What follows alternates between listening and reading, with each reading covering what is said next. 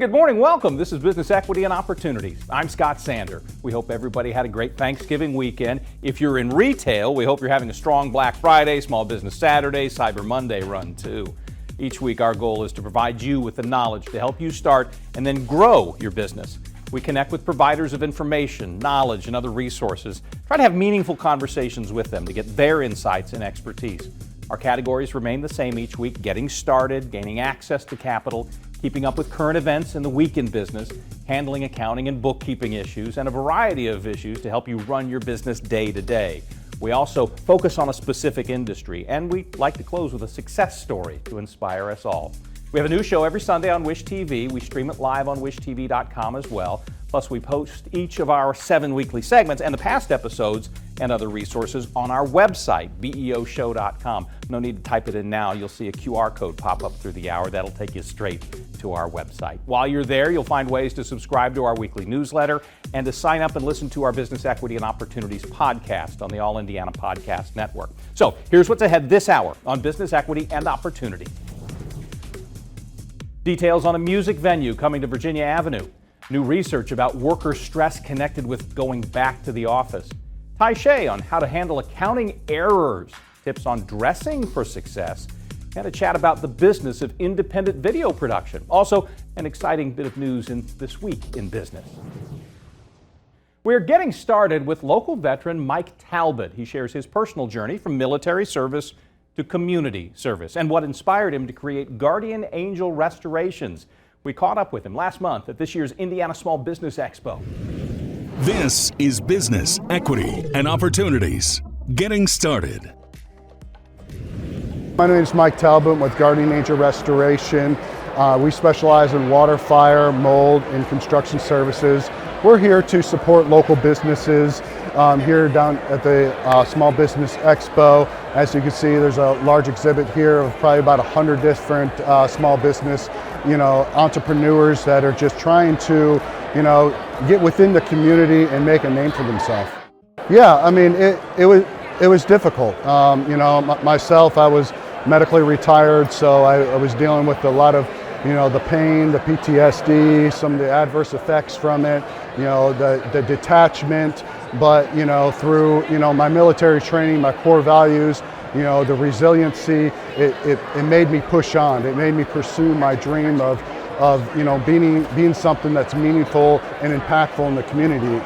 I could no longer serve my country, but I could serve, the people within the community that, that my children go to school with on a day-to-day basis, that I'm, working with and I'm around every single day. So that's what my vision was when I started Guardian Angel Restoration, was how could I be meaning and impactful within the local community.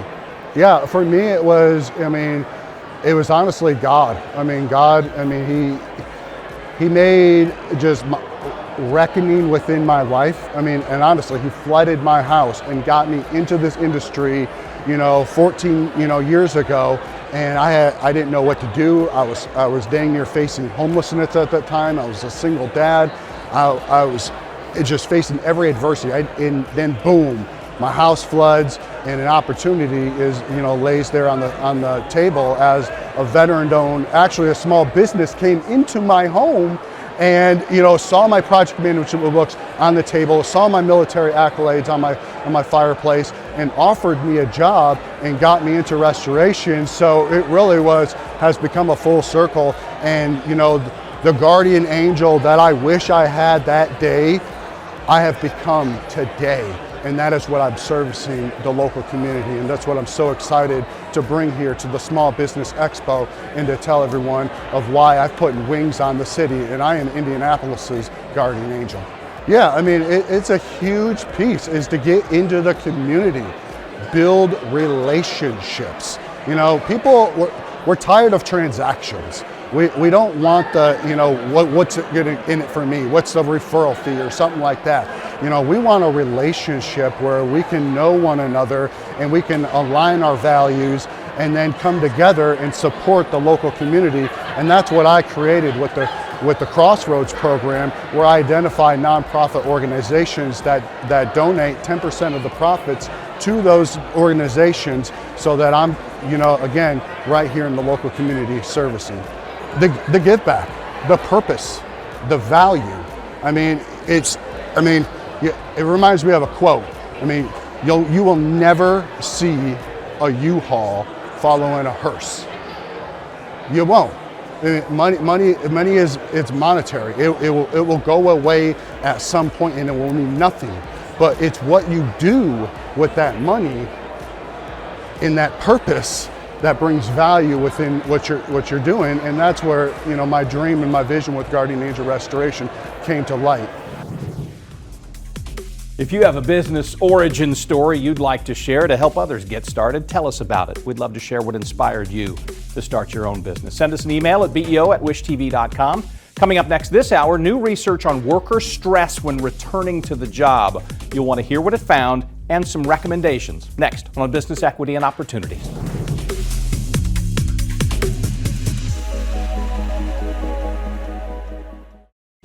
Welcome again to Business Equity and Opportunities. Dr. Wen Fan is a founding member of the Work Time Reduction Research Network. With more companies setting new return-to-office mandates, Dr. Fan and her team are studying the effects that those kinds of policies have on employees.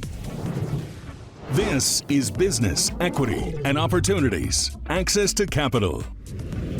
My name is Wen Fan. I'm Associate Professor of Sociology at Boston College. I study the future of work, including remote and hybrid work, as well as 40 work weeks. So return to office mandates can be traced back to as early as summer 2020, when many companies, especially those where jobs could not be effectively performed remotely, began requiring their employees to go back to the office.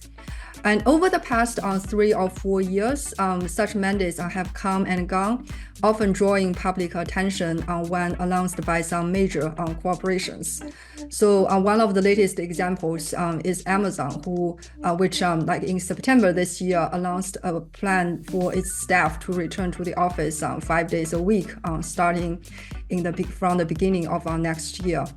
I want to emphasize that different companies implement these mandates in different ways, and the size of the companies is definitely a very big factor. Like larger companies and small or medium-sized companies tend to do it in different ways in terms of who is required to return and for how many days. But one commonality seems to be that this trend has been affecting increasingly number or more and more companies, even companies like Zoom, which benefited tremendously from remote work, announced some return to office mandates last year. I think in some extreme cases, it can impose tremendous financial and psychological stress for those who have already moved to a different state, a different city. So thinking about the whole relocation back scenario would be very tough for them. But even for those individuals or employees who still stayed in close to where they work, our study shows that the psychological well-being could really decrease because of such mandates. So following a return to office, we found that workers tend to report a decrease in satisfaction and an increase in burnout and stress. And at the same time, they also tend to feel much worse when working in person compared with working from home. So they feel a lot of psychological demands and very little control when they are working in the office. I do see do think that in this case, workers' preferences and what they want has been largely disregarded, because we have seen tremendous and very consistent evidence across surveys in terms of workers' preferences for remote work. Based on our own data, about 41% of workers prefer a hybrid arrangement, and 38% prefer a fully remote arrangement. So when organizations not really take that preference into account, then some workers might want to take extreme solutions to address this problem by leaving the company, for example. And that is indeed what we have found in using our data. So a misalignment between preferred and actual work location, for example, wanting to work remotely, but are required to work in the office, is associated with significantly increased intentions to quit, to leave your current employer in the next 3 months or half a year.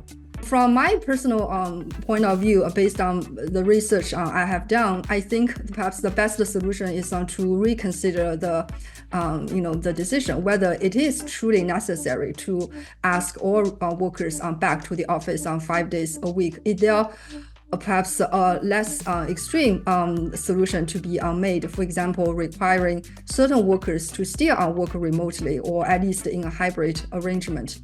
But suppose that such a decision has to be made, that everyone has to go back 5 days a week, then I think having a sincere conversation with your employees would be very necessary. It could be a collective conversation regarding what workers might lose from such return, or it could be one-on-one meetings with those who are particularly resenting such an arrangement. So, and in some cases, I think certain benefits can be maintained for employees without having to work from home. So, for example, for some, it might be really about commute. So, if that's the main stressor for employees, then perhaps managers can work out an alternative arrangement, allowing these employees to adjust their start time or end time to avoid rush hours, such that they can still work in office, but without having to worry about traffic issues. So one thing I want to emphasize is that despite all of these media stories or attention focused on those large companies, when you look at the prevalence of remote work, it actually hasn't changed that much since the beginning of 2021. The largest decline happened around May or April of 2020 at the peak of the pandemic. But since about January 2021, the prevalence of remote work has remained at around 20-30%. So that should give us some hope regarding the sustainability of remote work for many workers. And that said, I also want to mention that there might be some generational trends or generational differences. So some research suggests that startups founded during the pandemic, especially by younger, the young adults are more likely to offer employees some flexibility in where they work or how they work. So as these companies grow and mature, they will become tomorrow's Apple or Amazon, Google. And I think their mindsets, this new idea about where work should be done, will play a significant role in our understanding of work locations. Elevate Ventures is getting a new location. We'll share some thoughts about what inspired it when we come back. Then later, Tai Shea shares tips on how to handle accounting mistakes. You're watching Business Equity and Opportunity. This is Business, Equity, and Opportunities.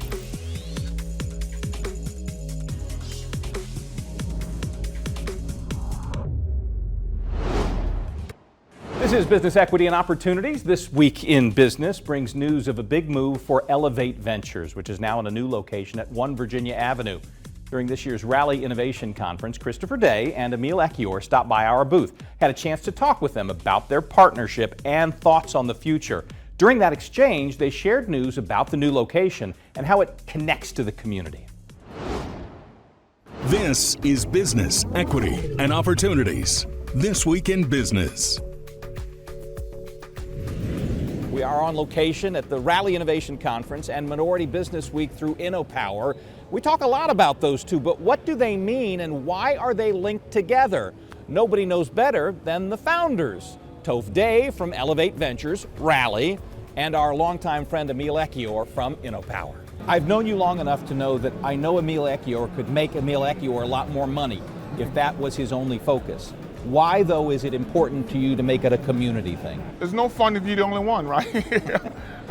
It's more fun when you have people coming along with you. It's how do we do that, and the opportunity we have to do that today. I think that's what drives us. Indianapolis and Indiana has opportunity today. That opportunity may not exist 5 to 10 years from now, but we have that today as the city is growing. And as the rest of the country is doing their thing, we have an opportunity to strike today, and that's what drives us. Let's do it now. The window could close on us, but as our city is growing, we can make this place very unique. So what are the things that we're doing well? What are the areas that we still need to improve on?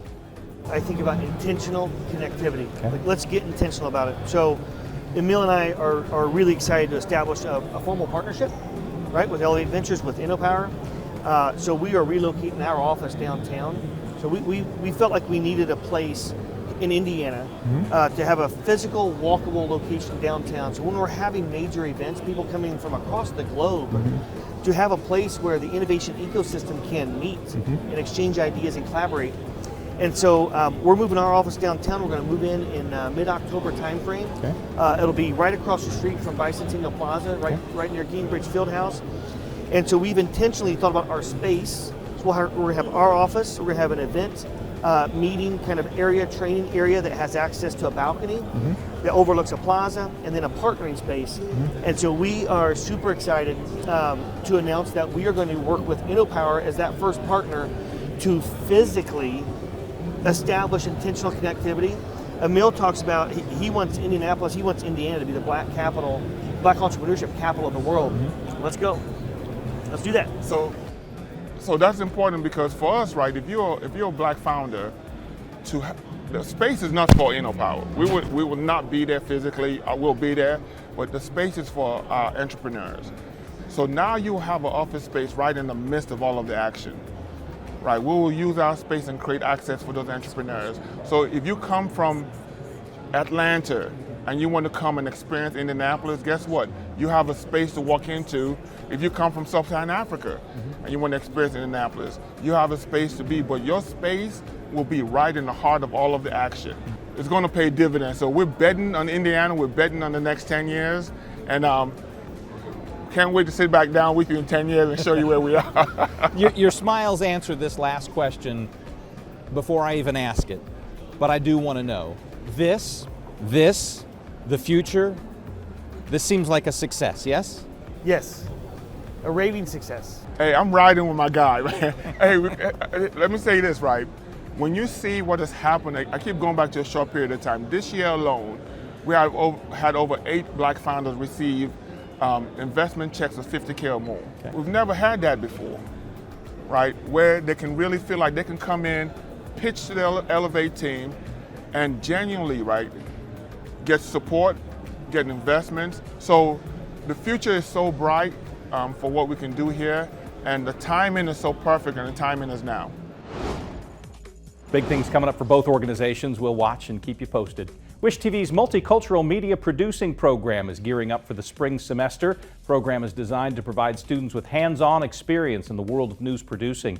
Through the program, students have the opportunity to spend time at the Wish TV studios, where they'll work alongside industry professionals and develop their journalism skills.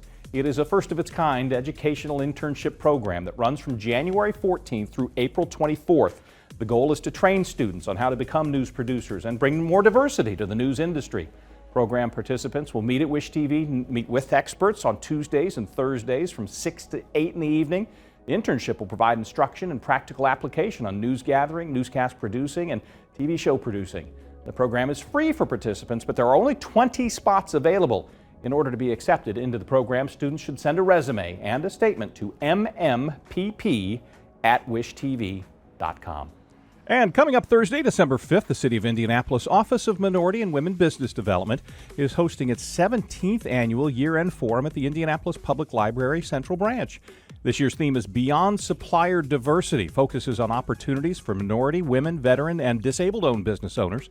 Dr. Leon A. Jackson is the founder of the Diversity and Leadership Program. He'll deliver the keynote message. There'll be a panel discussion, information about upcoming Indianapolis projects, and opportunities to participate in B2B networking. To register, contact the Office of Minority and Women Business Development. We'll have a link to that on our website. When we come back, CFO Ty Shea has tips on handling accounting errors. They happen, but that's not a reason to panic. That and much more coming up on Business Equity and Opportunity.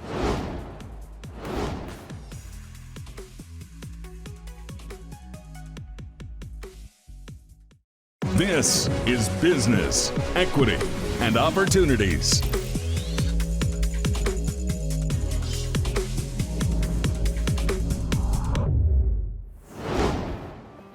This is Business, Equity, and Opportunities, Accounting and Bookkeeping. Time on Business Equity and Opportunities to talk about accounting and bookkeeping. We typically try to keep it positive in this conversation. After all, making money is the goal of the game. Ty Shea knows that well as CFO of Circle City Broadcasting and one of our longtime contributors. That all having been said, Ty, I'm going to cast you in the role of somebody who helps us handle when things don't go well. Let's, for instance, take a hypothetical situation where we look at our books and we realize that despite our best efforts, we've made a material error somewhere. We've recorded something wrong. A, does that actually happen from time to time? And B, how do we handle it? Sure. That's actually a really good question. And Scott, it's great to see you again. I mean, of course, an error can happen, a mistake can happen. From my perspective, it's always important to own it and get out in front of it, right? And so let's say you submitted, a financial statement or something erroneous to your tax preparer, perhaps your banker, as part of, your loan agreement. The important thing is one, acknowledge it, right? Get out on the front foot, let them know, hey, this issue, I became aware of this issue. It's always better if you catch it, right? You caught it. Step two, probably let them know steps you're taking to mitigate so that something like that won't happen again. And then step three, usually it ends up in providing, say revised financials or something like that. Especially if it's something, it was a mistake, it wasn't intentional.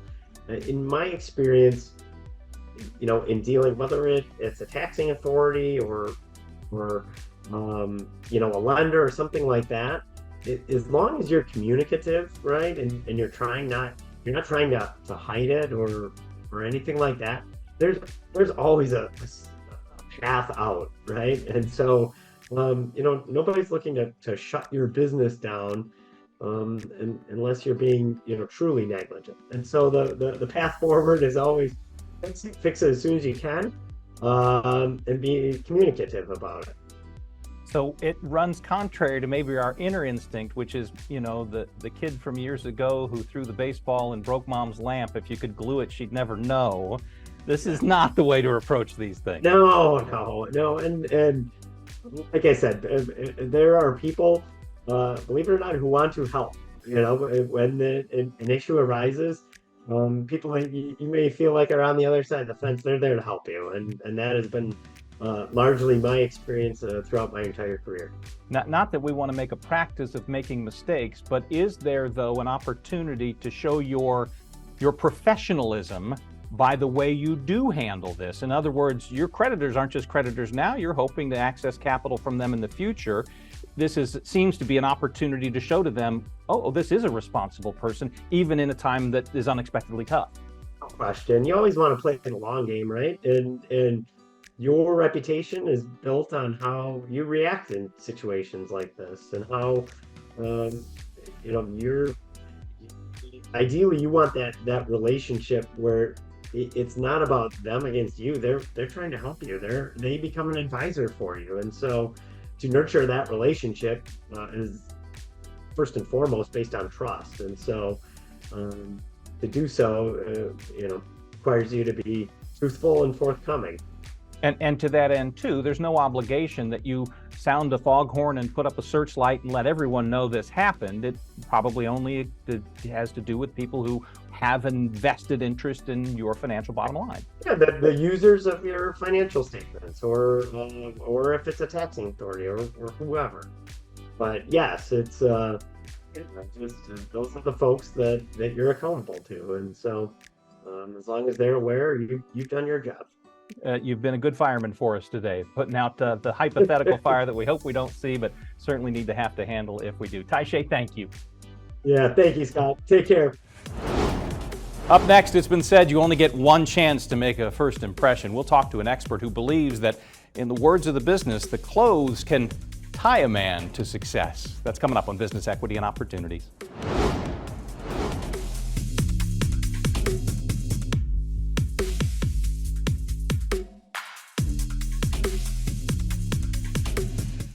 This is Business, Equity, and Opportunities.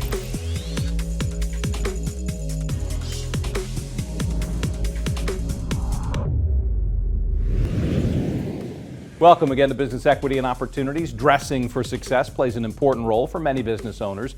Not only can help you make a good first impression, but it could play a part in closing a deal or accessing important capital. Al Wright's family has been in the menswear business since 1969. Says he learned the importance of customer service from his father and is passing that wisdom on to his son. Part of the service is helping the customer dress to impress. This is Business, Equity, and Opportunities. Running your business day to day. I'm Alfonso Wright, and we're here at Al's Modern Clothing and Shoes at 6036 East 82nd Street here in Castleton. I think what's special about what we do here is that we really concentrate on customer service. That's the key to your business really being successful, is to make sure that when every customer walks out, that they're pleased and satisfied. Well, it started when I was just a little one. My dad was telling me, out of 8 kids, he says, you're gonna run the family business one day. And he says, but you gotta go to college and get your degree. And after your degree, we'll get you started. And we're from Peoria, Illinois. And that's pretty much how I got started. Moved up here to Indianapolis, worked a few years. And after that, I went on ahead and got with Dad, and we got the store going. And that was in 1995. And we've been going ever since. Ever since I was a little kid, he always just emphasized that, and I would always watch him do it. And so then it just became something that we already knew in our family, that the customers are always right. And I used to have a problem with that, but then once I started running the business here, I realized that that's correct. You know, that's how you put food on your tables, the customers actually coming in. So you got to make sure that when they leave, they're happy and that they feel like they had a good service. It's quite unique a lot of times when my dad, myself, and my son, we're all here together, and people come in and they acknowledge, wow, this is 3 generations. Because my dad actually started this in 1969, but yeah, and then some people are just saying, well, how did you guys go about doing this? And I just said, hey, my dad had a successful business, and I didn't want to work for no one else. I think, if you got a family business, you can work for yourself. I think that's the right thing to do. Oh yes, that happens quite often, and we're known for actually putting people in a nice outfit. When they walk out, they're going to be happy. When they get out, they get a lot of compliments, and when that happens, and they pretty much didn't have to do anything but just say, hook me up, and you do that for them, you definitely will get a repeat customer after that. They always say history repeats itself when it comes to fashions. You have the wide leg pants, then they go to the skinny legs. It just kind of goes in and out. You just got to make sure that you just stay in front of the trend, and that's pretty much it. But it's like I said, it always changes, so you just got to stay in front of it. We do custom suits. And then if a person comes in and just need to just get things just altered or what have you, we take care of those things as well. But we try to make it to where it's just a one-stop shop. You can come in and get, like I say, custom suits, so off the rack, obviously, but we make it where it's a one-stop shop. Everything that you need, as it relates to men's clothing, you'll be able to get it here at Al's Modern Clothing. I always tell people that you definitely want to make sure you got to have a navy blue suit, a gray suit. And those would be some of the suits that you would wear if you're going to like a business meeting, if you want to go to the bank and you're trying to get some capital or what have you. But I always also tell people this, you only have one time to make a first impression. And so you want to make the best of that. And if you go in there and if you're looking like you can do what you're asking for, and you can do the part, 9 out of 10 times they'll probably give it to you. But if you go in there and they looking at you, they can prejudge you, and they shouldn't, but they can simply because of how you look. How you dress. You're going to go to the bank and you're trying to make it to where you're going to see if they're going to give you a loan or what have you. I would keep it to where you're more or less like you're neutral. White shirt, I wouldn't put on a black or a red tie. I'd just keep something, a nice blue, just something nice and simple where your clothing isn't making the statement. They're going to pay attention to what you're saying and not looking at this fancy tie that you may have on. You know what I mean? They'll be listening to what you have to say. Definitely, and that's what I always talk to my son about when we're working here. When somebody comes in, that's exactly what I ask him. I said, so what's the occasion? Because the last thing you want to do is like, hey, let me pull this suit out for you so you can look good at your wedding, and they're going to a funeral. So you want to ask them that, what's the occasion? So if they say they're going to a club and they want to wear a tie, that's when I'll get that fancy tie. They're going on an interview. So you take all of those things into consideration, because then when they get to where they're going and they get the results that they wanted, them looking the part has played a major role in that as well. Well, you'd be surprised at how many people come in here, and I saved them because of what they did online. I had a gentleman just 2 weeks ago was getting married, and he had a tuxedo that was coming from online. And when he got to him, it was like 2 sizes too small. It was just, he only had a week. It was a certain color he was looking for, and he just went all over the city. He says, and I come here, and I was actually able to hook him up in a matter of 5 or 10 minutes, and he was really happy. And a lot of times that's what happens. You can get something online, and I'm not trying to knock what people do online, because I've got things online myself, but it's not always going to be correct. If you can actually come in and try something on, you always get to see the outcome. What warms my heart is when people come in here and they ask for my son and not myself.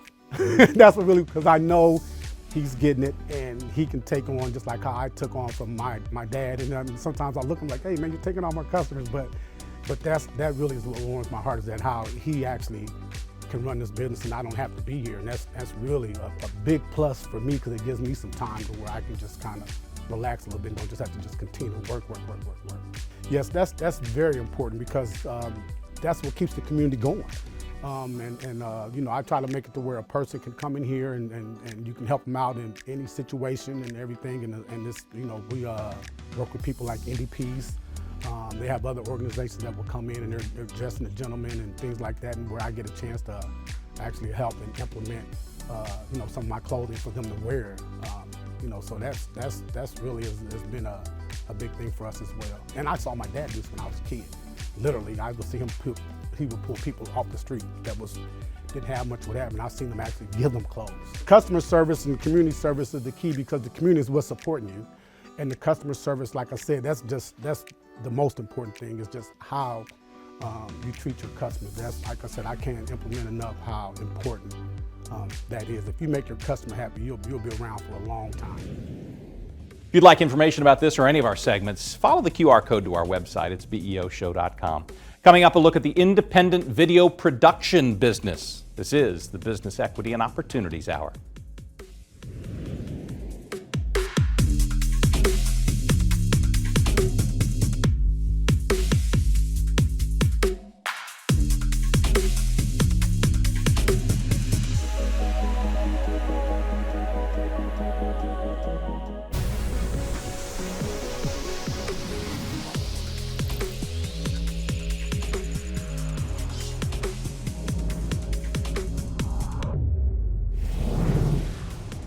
Welcome again. This is Business Equity and Opportunities. Our crew had a chance to run into Aaron Chandler, president of Precise Take Multimedia, at this year's Circle City Classic Entrepreneur Day. He sat down with us to talk about the highly competitive world of independent video production. This is Business Equity and Opportunities. Industry Focus.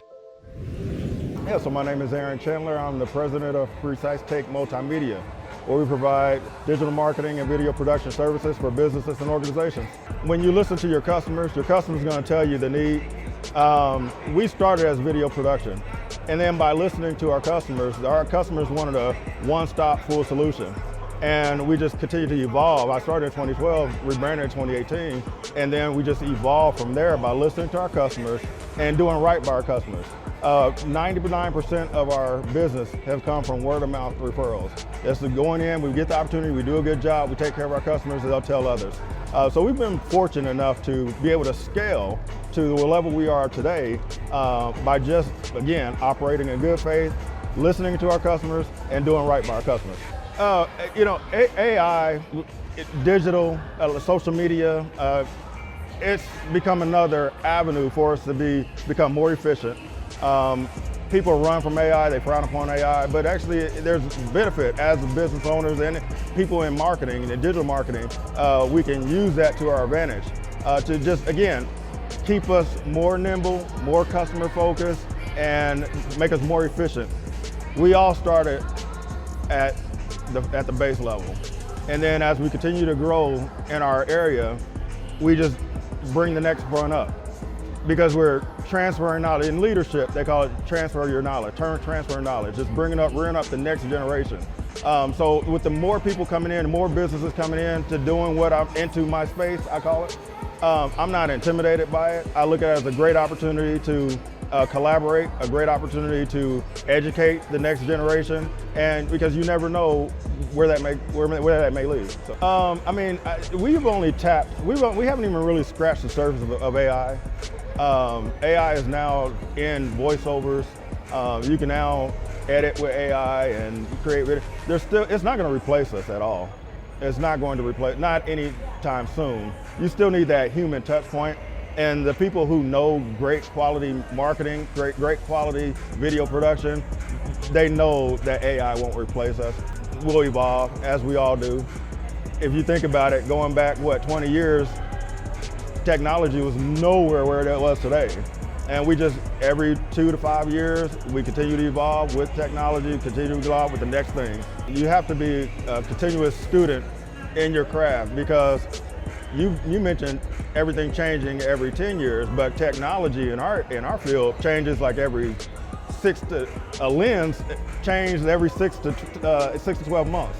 Cameras change every 6 to 12 months. So always knowing what's coming up, keeping you current, relevant, your quality, continuing to evolve with your quality, because if you're shooting with the same thing that you filmed with back in the early 2000s, you're not going to get much business. Being able to help out with this, I was in corporate America for 23 years in mortgage banking, walked away from a 6-figure salary to go full-time with this. And we rebranded from just being a video production company to mission-driven digital marketing. A lot of our clients are nonprofit organizations. We're getting some corporations in. We still work with small to mid-sized businesses as well, but our passion is in when we're able to go into the community and tell the stories of the organizations and the work that they're doing in those communities to change lives, not only here in Indiana, but around the globe. We were in Kenya last year last November, filming for 3 weeks with this organization out of New York and Indiana, and seeing all the work that they're doing across the entire country of Kenya. That is what gives me joy. When we return, we drop in to visit Josh Baker, one of the owners of Hi-Fi, to chat about the recently revealed plans to make the annex permanent. That's coming up.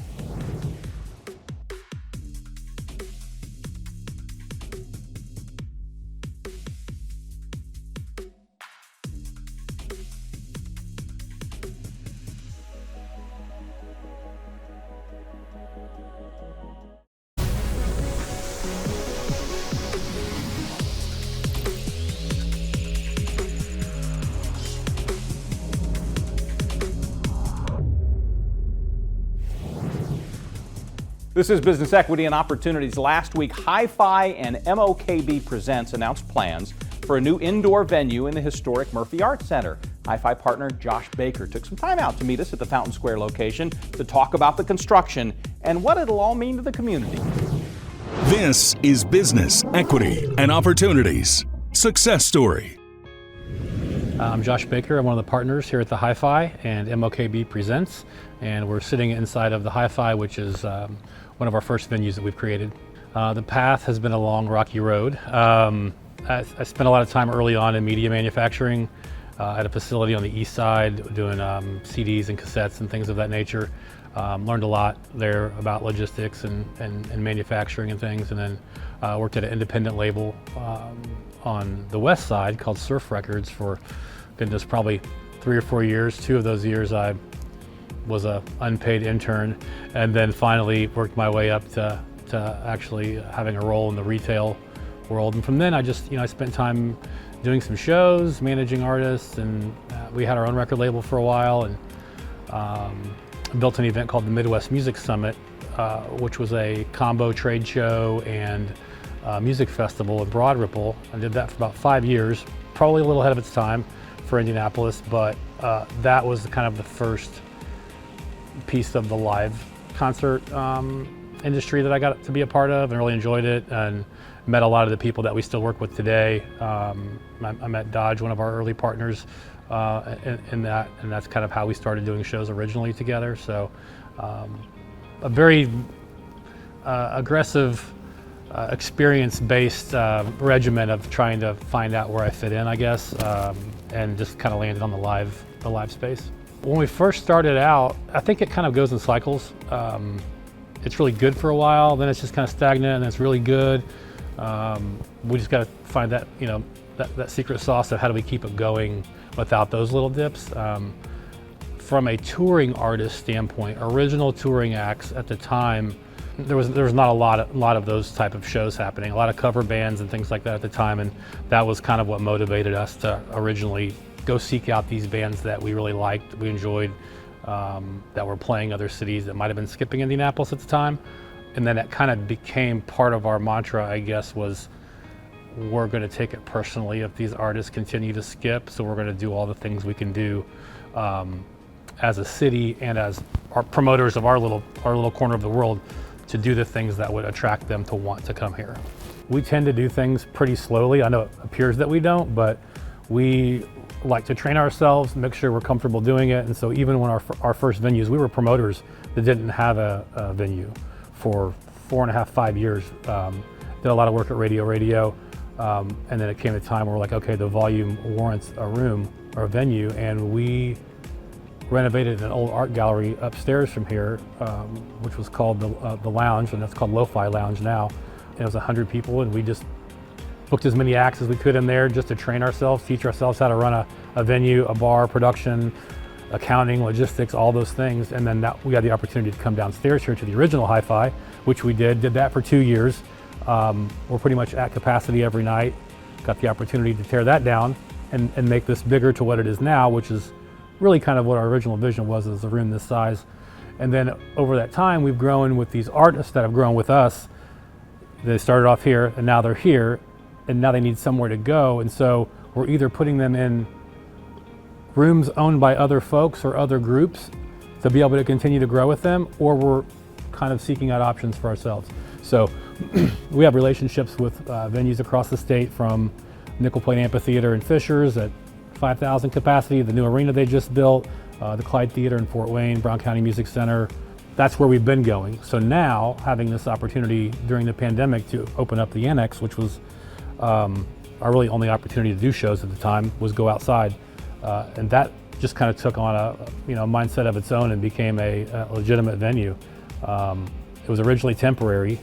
I think our temporariness kind of wore out, and the opportunity to find a more permanent home for it was kind of always on our radar. We just kind of kept doing it because they're letting us do it.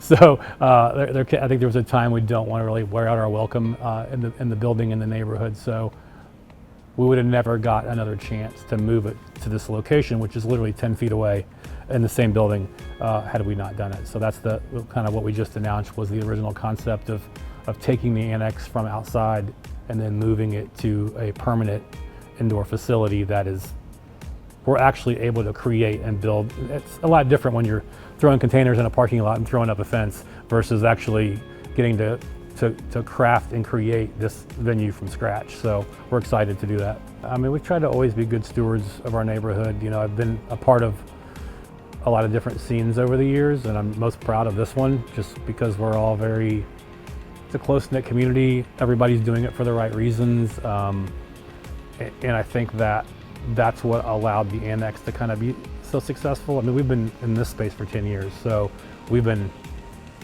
bringing artists here, 300 plus shows a year for almost 10 years now. And the annex added another layer, so another 70 shows. I don't know if you're doing the math here, but you can start 70 shows, average attendance of 800. So that number of people that weren't coming to the neighborhood before now are. And then if you start to work backwards on that math of the tourism impact, at 30 to 35% of our guests are from out of town. So you have hotel nights, you have Airbnbs, you have people coming in the night before, eating at the local restaurants, shopping, taking part in what we're doing as a neighborhood. That's where the economic impact really starts to settle in. If you do the math, which I did do the math recently, it's we've done just over 500,000 guests to the neighborhood in the last 10 years, and that's a combination of all of our events, and that's not even accounting our new restaurant either. But so there's got to be a formula out there somewhere that quantifies what that means.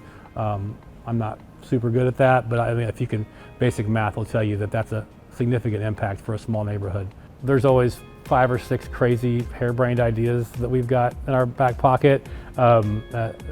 This was one from 2 years ago. So figuring out which one of those things work, you know, the economy, the industry, you know, a lot of things impact what we do. We used to be really focused on trying to do festivals and bigger events where we realized that doesn't really work. And so doing what we're good at, which is producing shows, doing them effectively, efficiently, a good guest experience, a good artist experience, just that simple model, and then doing that more. And so that's kind of how we've grown to this space that we're in right now. I think just being part of kind of this ground up build that we created from nothing, you know, and I still walk in here every day and go, wow, this is, hey, we have a venue. You know, it's kind of a, you know, it's kind of humbling. I think just stepping back and looking at it and realizing, you know, we came from basically a couple guys with an idea that liked music to where we are now is pretty incredible. Thank you for joining us this morning for this hour. We hope you found our guests interesting, the content helpful. Our thanks go to all of our contributors. And if you want to know more about any of them, you'll find a link on our website, beoshow.com. While the hour is still here, let's put up the QR code to take you right there. If you have any questions or suggestions about topics you'd like to see, we need them. Send us an email at beo@wishtv.com. Thank you for spending this hour with us. Join us next week for more business equity and opportunities. Till then, I'm Scott Sander. Have a great day.